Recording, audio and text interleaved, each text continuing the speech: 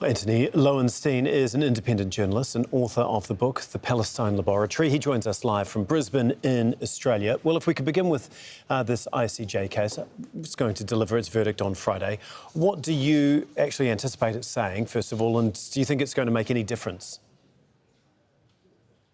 What it's going to say is sort of looking into the crystal ball. I mean, I think in many ways the evidence that South Africa presented recently was compelling. They provided huge amounts of both physical evidence, but also huge amounts of intent. Comments by Israeli leaders.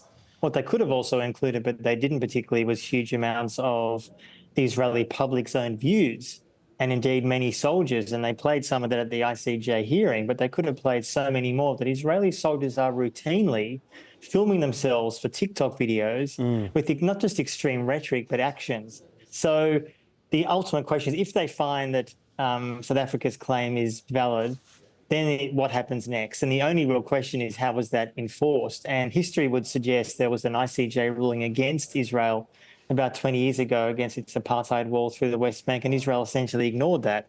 So the question is, what is the world going to do? Are they going to put enough pressure on Israel and the US to do anything about it?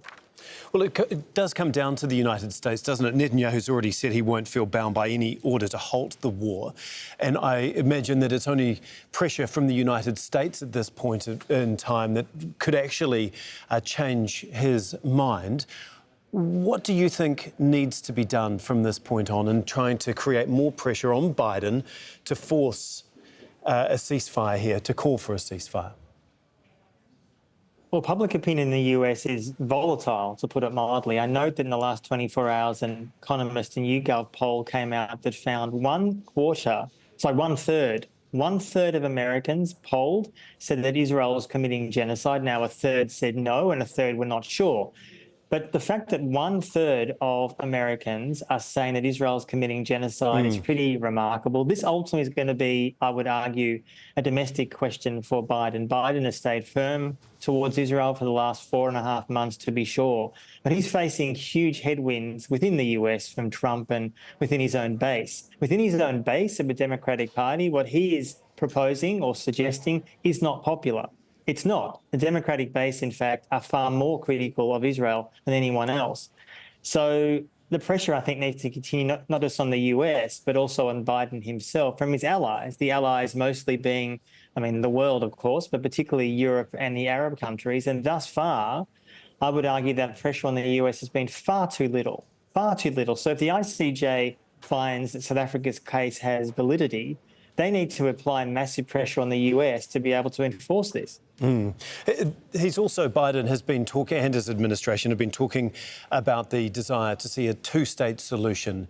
And we know that Netanyahu has pushed back against that heavily. It doesn't seem like anything at this point that Biden has been able to say to Netanyahu is actually being listened to. Look, the two-state solution, as I call it, is a zombie solution. The US, through successive presidents, have been pushing this for decades. Anyone who knows this conflict knows this two-state solution will not happen. There is currently one state, which is an apartheid state. So the idea of separating the territory when there are roughly 750,000 Jewish settlers in the West Bank is just not going to happen. You're not going to remove all those people, or it's just not going to happen. And of course, the question is, by continually putting that on the table, which the Arab countries are doing, the Europeans are doing it, Australia's doing it, the US is doing it, a two-state solution, when they know it's not going to happen, they're kicking it down the road. The only way this will happen is a one-state democratic reality, which feels like a long way away from now. But at the moment, the idea of continuing the illusion of two states that Biden and others are pressuring or trying to pressure on Israel is having no effect, because it's not just about Netanyahu. The Israeli public themselves, according to opinion polls for years, including since October 7, don't support this. So who exactly are they trying to convince is the question. They're trying to convince themselves, I would argue. OK, we'll have to leave it there, but as always, we do appreciate your time. Antony Loewenstein there for us. Thank you.